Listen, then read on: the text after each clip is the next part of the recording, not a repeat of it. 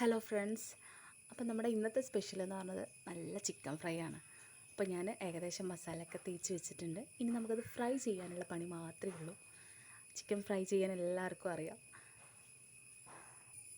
ചിക്കന് മുളക് പൊടി, മഞ്ഞൾപ്പൊടി, ചെറുനാരങ്ങ, കറിവേപ്പ്, ഇഞ്ചി, വെളുത്തുള്ളിയൊക്കെ തേച്ച് കായം തേച്ച് വെച്ചതായിരുന്നു. ഏകദേശം ഒരു അരമണിക്കൂർ നമ്മൾ ഫ്രിഡ്ജിൽ വെച്ചിട്ടുണ്ടാവും. ഇനി നമുക്കത് ഫ്രൈ ചെയ്യാം.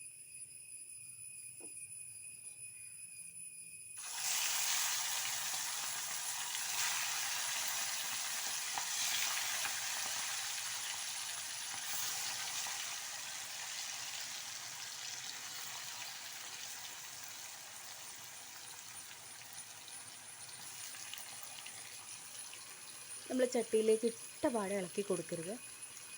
ഒരു 5 മിനിറ്റ് വെയിറ്റ് ചെയ്ത ശേഷം മാത്രം ഇളക്കി കൊടുക്കുക. അപ്പോൾ ഏകദേശം ചിക്കൻ ഫ്രൈ റെഡി ആയിട്ടുണ്ട്. ഇനി നമുക്കതൊന്ന് കോരിയെടുക്കാം. ഇനി അടുത്ത ബാച്ച് നമുക്ക് ഇട്ട് കൊടുക്കാം.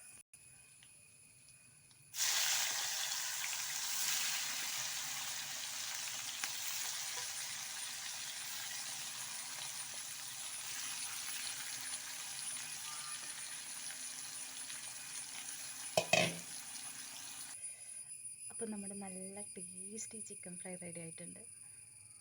എല്ലാവർക്കും ഉണ്ടാക്കി നോക്കാം. അപ്പം ഇഷ്ടമായാൽ ഷെയർ ചെയ്യുക, ലൈക്ക് ചെയ്യുക, സബ്സ്ക്രൈബ് ചെയ്യുക. നല്ല ടേസ്റ്റാണ്. അധികം സ്പൈസി ഒന്നുമില്ല. എല്ലാവർക്കും ഇഷ്ടമാവും. ട്രൈ ചെയ്തിട്ട് ഫീഡ്ബാക്ക് അറിയിക്കണേ. Thank you.